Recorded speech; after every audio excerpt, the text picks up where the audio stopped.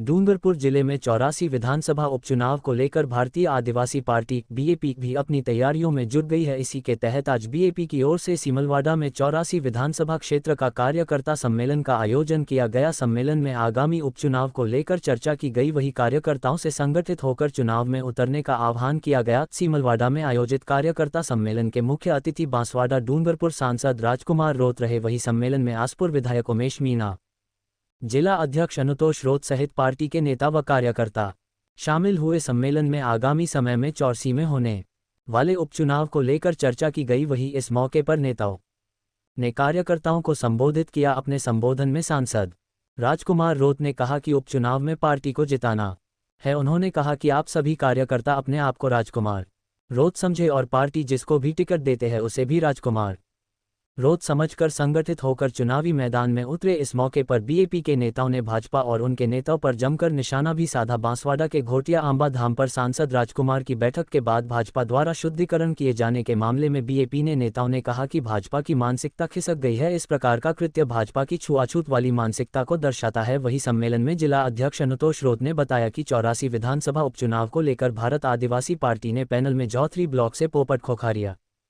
Simalwara block से दिनेश चंद्र रोत और Chikhli block से अनिल कुमार कटारा 3 नाम फाइनल किए हैं, जिसमें से एक को प्रत्याशी बनाया जाएगा। ऐसे में उन्होंने कार्यकर्ताओं से एकजुट होकर फिर से 84 विधानसभा सीट को जीतकर पार्टी की झोली में डालने का आह्वान किया।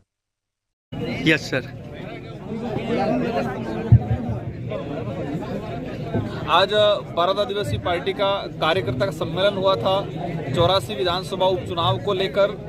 84 विधानसभा उपचुनाव को लेकर हमारा ये पहला कार्यकर्ता सम्मेलन था और आयोजन कमेटी ने शानदार कार्यक्रम आयोजन किया गया। तीनों पंचायत समितियों से हमारे सिलेक्टेड कार्यकर्ता इस कार्यक्रम में पहुंचे थे और आज से 84 उपचुनाव का रण शुरू रहेगा। और कुछ लोग जीतने या हारने के लिए लड़ रहे हैं, लेकिन हम हमारी जो लीड है उस लीड को ही बरकरार रखना है। उसीलिए आज से हुकार भरी है और अवश्य 84 का कार्यकर्ता, भारत आदिवासी पार्टी का कार्यकर्ता एक तरफा 84 विधानसभा उपचुनाव जीतेंगे और साथ ही सलूमपुर विधानसभा चुनाव भी। जिस तरह से वर्तमान में भाजपा ने जो माहौल बना रखा है देश में और साथ ही विशेषकर राजस्थान की बात करें, भजनलाल जी मुख्यमंत्री बनने के बाद आज डूंगरपुर जिले के अंदर 4 से 5 बार आ गए, कल भी आए हुए थे। लेकिन डूंगरपुर जिले की जनता को लेके, आदिवासी बाहुल्य क्षेत्र की आदिवासी समुदाय को लेके कोई विशेष आज तक कोई काम नहीं किया गया। उल्टा उन्होंने जो कड़ना प्रोजेक्ट जो है, जो टेंडर हो चुका है, वर्क ऑर्डर पे पेंडिंग पड़ा हुआ है, उसका वर्क ऑर्डर भी वो नहीं दे रहे हैं, जानबूझ के रोड़ा अटका रहे हैं। साथ ही 84 विधानसभा चुनाव के अंदर 84 विधानसभा में जब 23 में जीतने के बाद मेरे विधायक कोटे से 3 करोड़ 80 लाख की सैंक्शन पेंडिंग छोड़ रखी, मतलब उन्होंने रोक लगा रखी है। मतलब वो चुनाव के लिए कार्यों में और रोड़ा अटका रहे हैं। वो विकास का तो नाम तो लेते हैं मंच से, लेकिन विकास को रोकने का काम किया गया है। इस बार आपने हमारी गर्मी में देखा होगा लोग पानी के लिए कितना तरसे, लेकिन जब से ये सरकार बनी है, हमारा करुणा पेयजल परियोजना थी, उस परियोजना पे रोक लगाने का उन्होंने काम किया है। जनता समझ रही है, ये सारा जवाब इस बार उपचुनाव में बेहद मतलब शानदार तरीके से देंगे। ओके, कुछ सवाल कर रहे हैं। ये वास्तविकता सब जनता जान रही है, हर समुदाय का व्यक्ति कह रहा है। एक बात समझनी पड़ी, पूर्व केंद्रीय मंत्री, वर्तमान केंद्रीय मंत्री गजेंद्र सिंह शेखावत कह रहे हैं राणा पूजा बिल है, और हमारे तटपंथी नेता आदिवासी समुदाय हो के बिलों का इतिहास खत्म करने की।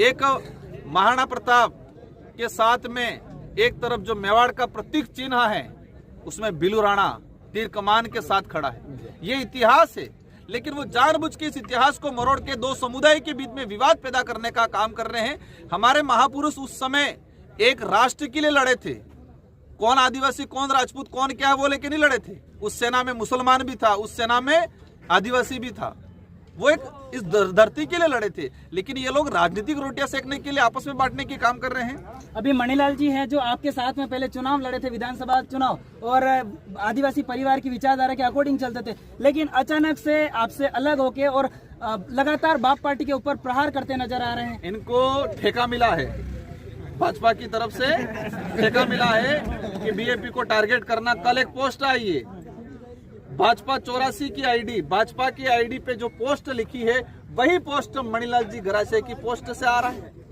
उनकी आईडी से आ रहा है। उनको ठेका मिला हुआ है कि बीएपी को खत्म करना।